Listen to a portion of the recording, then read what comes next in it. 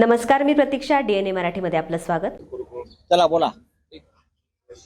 हो चला काय आपलं सर, काल सुनावणी होती कोणाची? इलेक्शन कमिशनच्या समोर एनसीपीची आणि त्याच्यामध्ये 20,000 पेक्षा जास्त कागदपत्र ही बोगस आढळली आणि हे सिद्ध केलेलं आहे अभिषेक मनु सिंघवी यांनी. काय वाटतं आपल्या याच्यावर? एक लक्षात घ्या, निवडणूक आयोगासमोर सध्या दोन महत्वाच्या सुनावण्या सुरू आहेत किंवा संपत आल्या आहेत.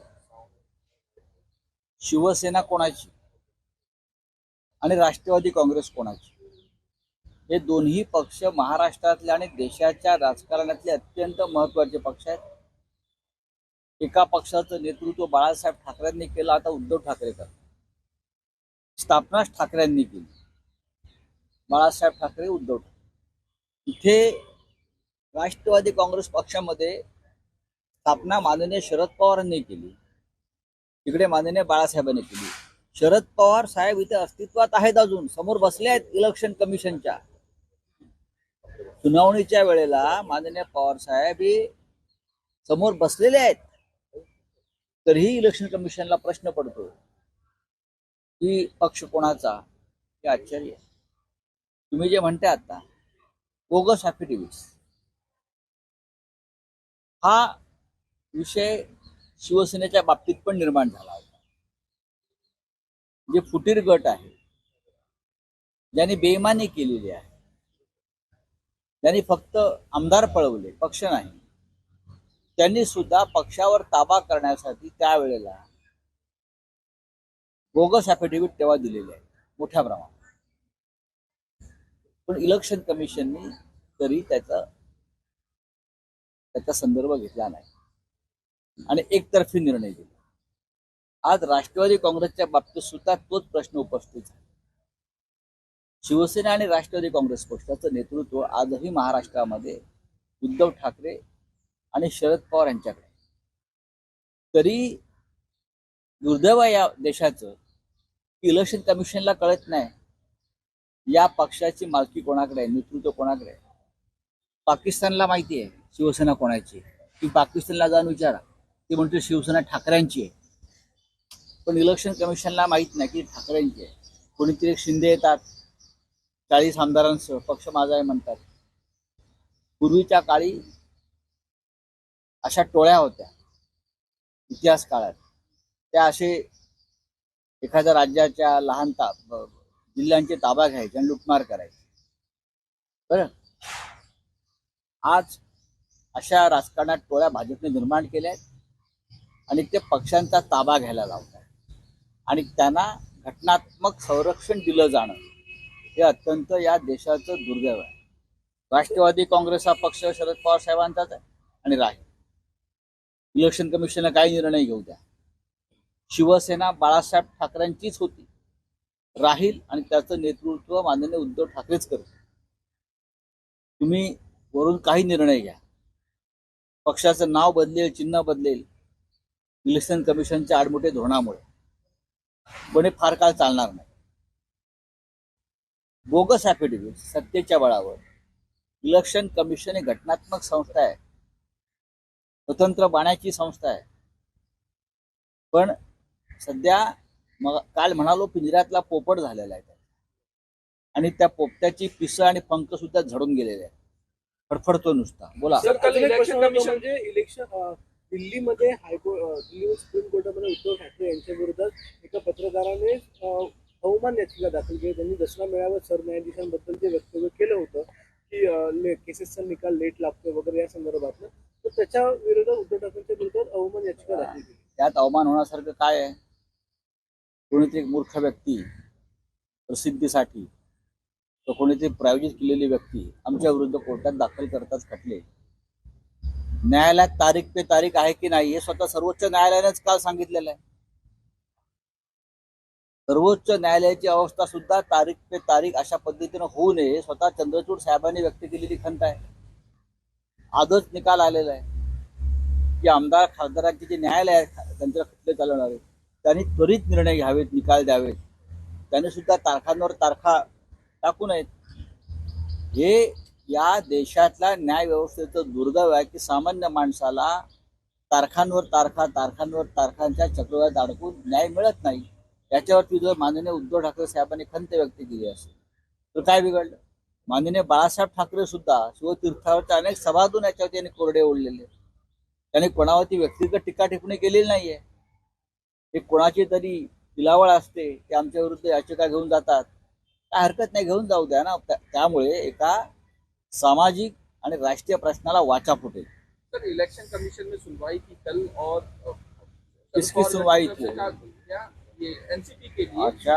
से कहा गया कि ये जो 20,000 एफिडेविट दिए हैं ये बोगस है और बोगस कागज दिए जा रहे हैं अजित पवार की तरफ से। क्या कहते हैं? बात ऐसी है, दो मामलों की सुनवाई चल रही है या खत्म हो गई। एक तो शिवसेना और राष्ट्रवादी कांग्रेस पार्टी जो पवार साहब की। शिवसेना का निर्माण किया था बाळासाहेब ठाकरे जी ने, आदरणीय शिवसेना प्रमुख, और उनका नेतृत्व कर रहे हैं उद्धव ठाकरे साहब। अगर आप पाकिस्तान में जाकर पूछेंगे कि शिवसेना किसकी है तो पाकिस्तान वाले कहेंगे शिवसेना ठाकरे साहब की है, बाळासाहेब ठाकरे, उद्धव ठाकरे। लेकिन हमारे इलेक्शन कमीशन को मालूम नहीं कि शिवसेना किसकी। इस देश का बच्चा बच्चा जानता है शिवसेना किसकी, ठाकरे साहब। लेकिन इलेक्शन कमीशन कहता है कि कोई एकनाथ शिंदे है, उनके पास 40 MLA है, वो शिवसेना के मालिक है। वैसा ही है पवार साहब के साथ। राष्ट्रवादी कांग्रेस पार्टी का निर्माण किया है पवार साहब ने। जब ये सुनवाई चल रही है तो पवार साहब सामने बैठे रहते हैं इलेक्शन कमीशन के सामने।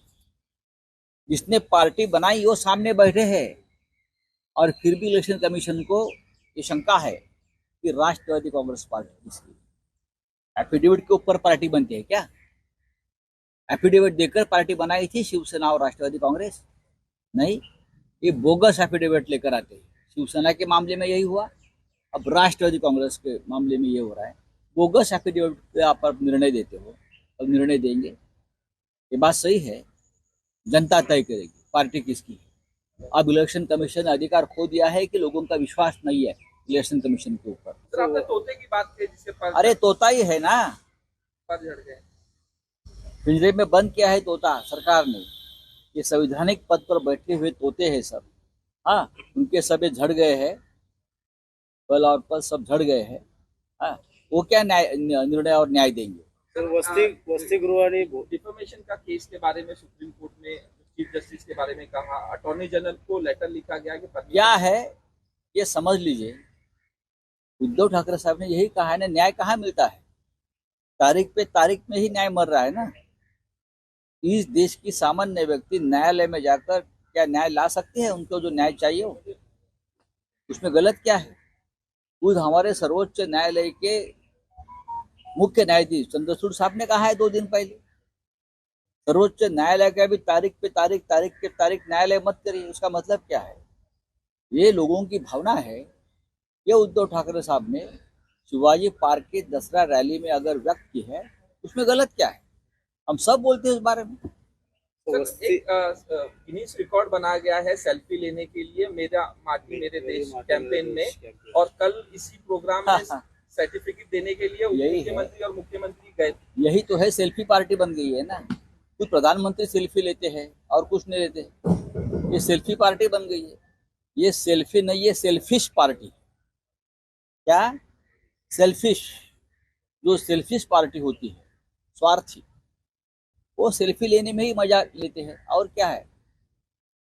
ये सेल्फिश पार्टी ना चाइना के ऊपर बात करेगी, ना मणिपुर के ऊपर बात करेगी। लद्दाख में चाइना घुस गया उसके ऊपर बात नहीं करेगी।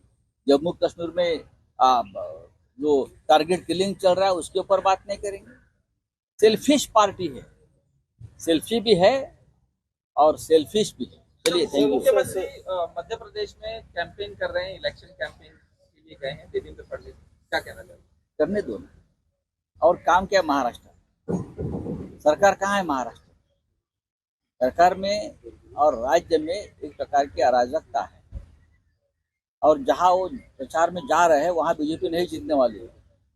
आप क्लिक कर लीजिए, बीजेपी हार रही है 4 राज्यों में, 5 राज्यों में। चलिए, थैंक यू। सर, उपमुख्यमंत्री गेलेले आहेत मध्य प्रदेशमध्ये प्रचारासाठी, काय वाटतं आपल्याला? आणि महाराष्ट्रातून देखील जोर लावला होते 5 राज्याची निवडणूक आहे, काय निकाल काय लागेल, काय अपेक्षित आहे? जो निकाल 2024 साली महाराष्ट्रात लागणार आहे, भाजपचा दारुण पराभव, तोच हेच नेते तिकडे जाऊन काय प्रचार, यांना कोण विचार, महाराष्ट्रात सध्या कोणी विचारत नाही. मध्य प्रदेशमध्ये भारतीय जनता पक्षाचा पराभव होता, लक्षात घ्या. त्याच्यामुळे महाराष्ट्र वाऱ्यावर सोडलं. ज्या पद्धतीनं आपले सगळे भाजपचे मंत्री, उपमुख्यमंत्री, नेते वाऱ्यावरची वरात जे करतायत, त्या वरातीतल्या घोड्याला आपल्याला निकाल लागला होती कळेल किती मागे पडल्या वरातीतल्या घोडा. तो उगाच कशाला घोडा नाचायचा. सर, राइटर जावेद अख्तर ने एक सबसे बड़ी बात कही है, जहाँ पे उन्होंने कहा है कि राम जो है वो सिर्फ हिंदुओं का नहीं है, वो इन हम सबका है, और मैं प्राउड फील करता हूँ कि मैं इस राम जन्मभूमि में मेरा जन्म। देखिए, जावेद साहब को मैं पहचानता हूँ, जावेद अख्तर साहब सबसे पहले वो सेक्युलर एक राइटर है, अपनी बात बहुत ही बेबाकी से सामने रखते हैं. मैंने भी कल उनका भाषण सुना है, शिवाजी पार्क में जो भाषण किया था, और इस देश के मन की बात कही, विश्व के मन की बात कही. राम इस देश के अस्मिता का एक प्रतीक और वो सभी का है. जो भगवान होते हैं, ईश्वर होते हैं, परमेश्वर होते हैं, जो मानवता के बारे में काम और विचार देते हैं, वो सबके होते हैं. तो जावेद अख्तर साहब ने यही बात रखी है, उसमें गलत क्या है, उनका स्वागत करना है. आमच्या बातम्या पाहण्यासाठी आणि अपडेट राहण्यासाठी आमचं चॅनल DNA मराठीला लाईक करा आणि सबस्क्राईब